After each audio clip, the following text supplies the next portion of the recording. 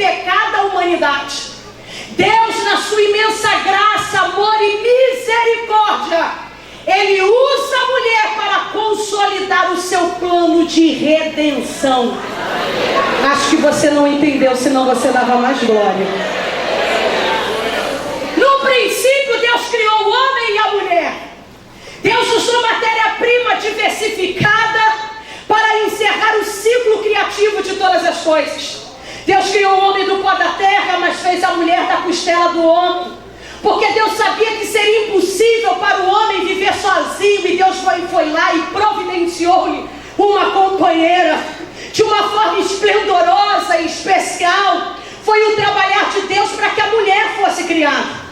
Mas quando Deus vai criar a mulher, Ele já prepara um cenário propício, com flores perfumadas, grama verdejante, pássaro cantando, e já tinha um homem para amar. A mulher não foi criada como um produto secundário. O homem foi feito à imagem e semelhança de Deus, mas essa imagem só ficou completa depois que Eva foi criada. Só que infelizmente a perspectiva de Deus para a mulher foi desfigurada quando Eva fracassou, e ela vai trazer como consequência lastimável a perda de sua verdadeira posição no papel que Deus havia lhe destinado. Pelo fato de Adão não ter assumido a sua culpa perante Deus, a mulher também foi totalmente responsabilizada pela queda. E a partir daí a gente percebe o quanto que o conceito de mulher começou a declinar em relação ao homem.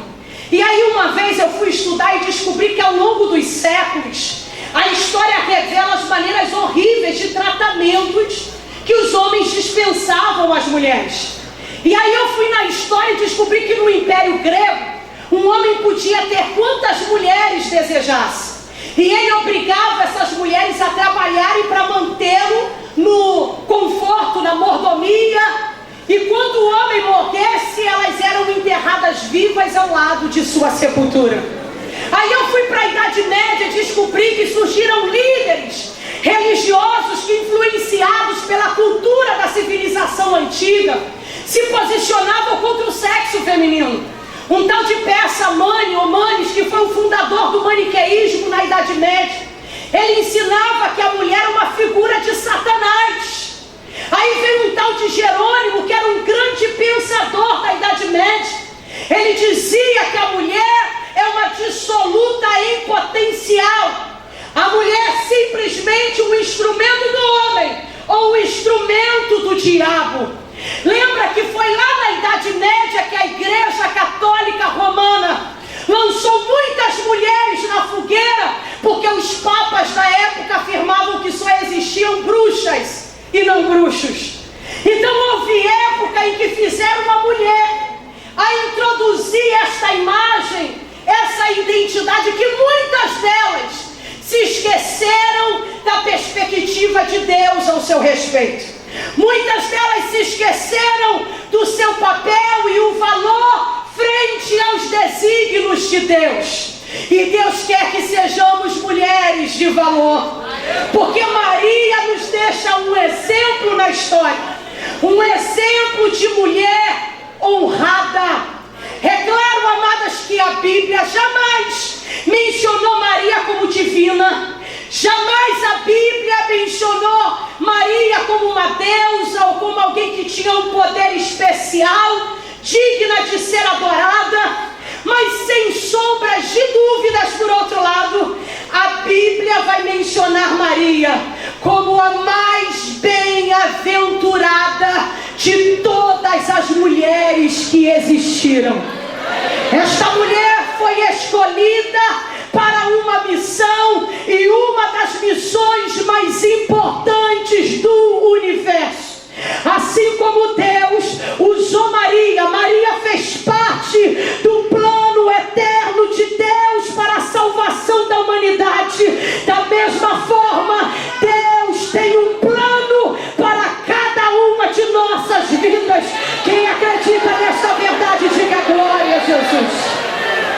Por isso eu digo que a mulher, ela funciona como uma pedra fundamental, na qual se assenta toda a família. Mas Mas se essa pedra, irmã, fundamental, ela falseia, ela pode vir a desabar a estrutura cristã no lar e vai tornar esta mulher vulnerável à ação do diabo.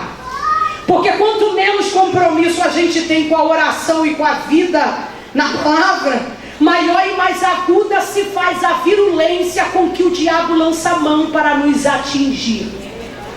E eu descobri que a mulher é muitas vezes corresponsável pelo sucesso ou pelo fracasso de um ministério de um homem.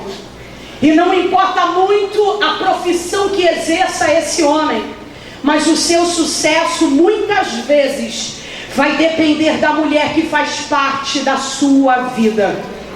Veja o rei Salomão, com toda a sua sabedoria e poder, não resistiu aos caprichos e os envolvimentos com muitas mulheres, e acabou perdendo toda a sua glória justamente por causa desses envolvimentos. E aí eu lembro que um certo pastor, ele foi muito feliz na sua colocação, quando ele diz que a mulher faz e desfaz um homem, mas uma mulher de Deus faz homens de Deus. O próprio sábio Salomão declarou em Provérbios capítulo 12, no versículo 4, ele diz que a mulher virtuosa, ela é a coroa do seu marido, mas aquela que procede enganosamente é como a podridão dos seus ossos. Olha a responsabilidade da mulher virtuosa, ela é a coroa, a insígnia de soberania, é o que traz o brilho, a alegria, a beleza. Mas aquela que procede enganosamente é como a doença, é como o incômodo para o homem, disse Salomão. E aí eu lembrei de uma história que é muito engraçada, que uma vez uma mulher do presidente resolveu sair na sua limusine para conhecer a cidade com o marido. E aí eles passaram pela cidade, por uma praça, e avistaram de longe dentro da limusine um açougueiro. E a mulher do presidente, muito eufórica, quando avistou o açougueiro, ela o reconheceu. Imediatamente ela aponta o açougueiro ao seu marido e diz: está vendo aquele homem lá? E o marido olha para o açougueiro: estou vendo, é um açougueiro? Um dia aquele homem foi o meu noivo. E aí o presidente virou para a esposa e começou a dar gargalhadas. E ela, sem entender o motivo da graça, ela perguntou: mas eu afirmei que ele um dia foi o meu noivo e você achou graça? E ele apenas disse: está vendo aí, se você casasse com ele, você não seria a mulher do presidente. Hoje você seria a mulher do açougueiro. Mas ela, com muita determinação, disse: não, você está enganado. Se eu casasse com ele é que seria o presidente. Porque ao lado de um grande homem sempre vai uma grande mulher. Só quem pode confirmar isso, diga glória a Deus. Você pode dizer para quem está do seu lado, dizer assim: olha, você tem valor. Você é valiosa para Deus. Você é valioso para Deus.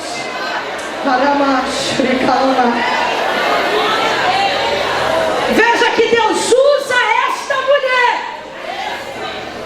A segunda lição que eu aprendo com esse texto, irmãos, eu aprendo que aceitar o plano de Deus exige de nós submissão, exige de nós reconhecimento de que somos servos, exige de nós obediência. Veja Maria, quando o anjo do Senhor aparece para ela, imediatamente ela aceita o chamado com submissão, se colocando como serva. Ela declara: eis aqui a serva do Senhor. Serva não reclama, serva não questiona, serva não faz birra, serva obedece.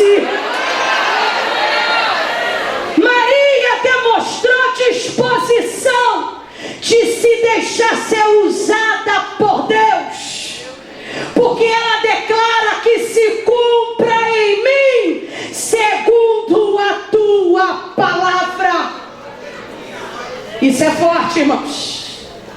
Aceitar o plano de Deus significa aceitar o que Ele sonhou para nós. Aceitar o plano de Deus significa aceitar a vontade dEle sobre a nossa vida.